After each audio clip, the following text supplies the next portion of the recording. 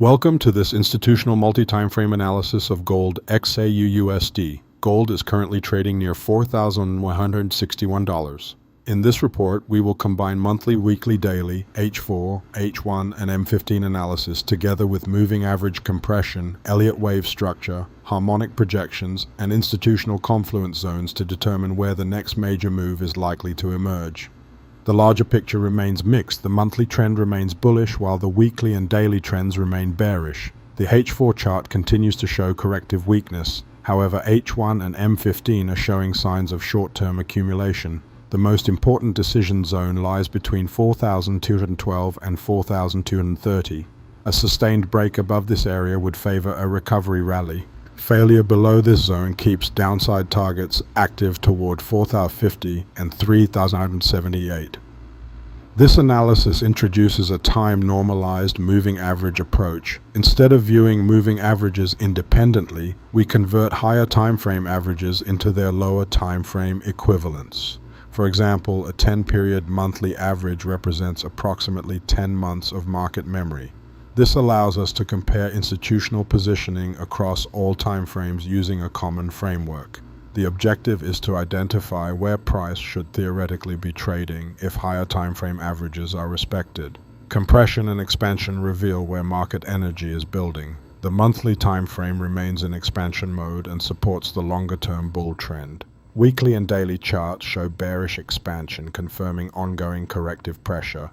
Meanwhile, H1 and M15 are beginning to compress and stabilize, suggesting that short-term buyers are becoming active. This divergence often appears before important turning points.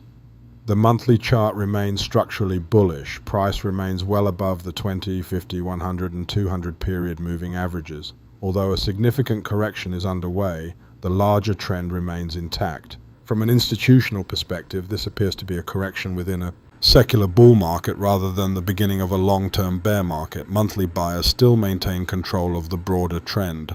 The weekly chart tells a different story. Price has fallen below short-term weekly moving averages. The market is producing lower highs and lower lows.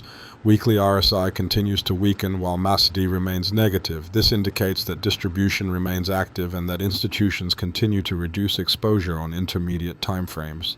The weekly trend remains bearish. The daily chart confirms the weekly weakness. Price remains below all major daily moving averages.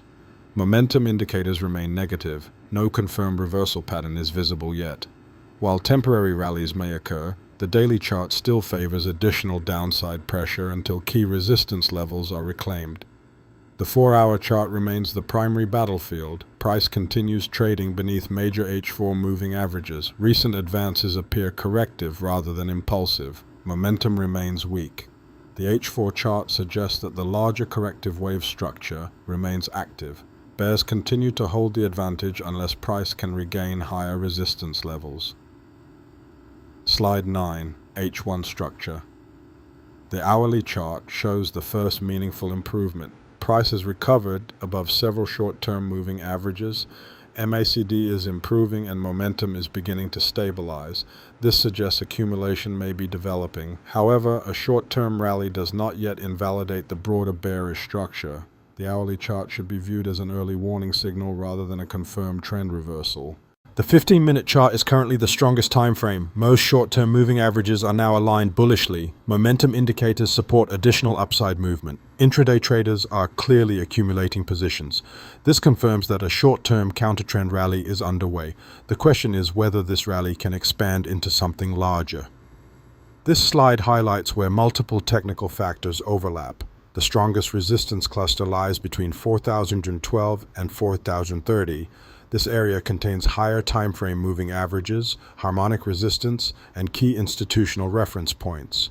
Whenever multiple factors align at the same price level, institutional reaction becomes more likely. This zone deserves close attention. Here we identify the most important levels currently visible on the board. Immediate support sits around 4,120. Below that, attention shifts toward 4,090 and eventually 3,978. On the upside, resistance begins at 4,012 and extends toward 4,338. These levels will determine whether the market remains corrective or begins a larger recovery. The bullish scenario currently carries approximately a 30% probability. For this outcome to develop, price must decisively break and hold above the 4,230 area. If successful, targets become 4,260, then 4,238, followed by 4,450. Such a move would suggest that the correction has likely completed and that a larger recovery phase is beginning. The bearish scenario remains the higher probability outcome at approximately 60%. Failure beneath 4,230 keeps downside pressure active. A break below 4,120 would likely trigger a move toward 4,050. Below that, the harmonic target near 3,178 becomes increasingly likely. This remains the dominant scenario until proven otherwise. Actionable intelligence. For bulls, the objective is clear. Price must reclaim and hold above 4,230. For bears, the objective is equally clear. Price must remain below 4,030 and force a breakdown through 4020. These two levels represent the most important decision points currently visible in the market. Watch them closely.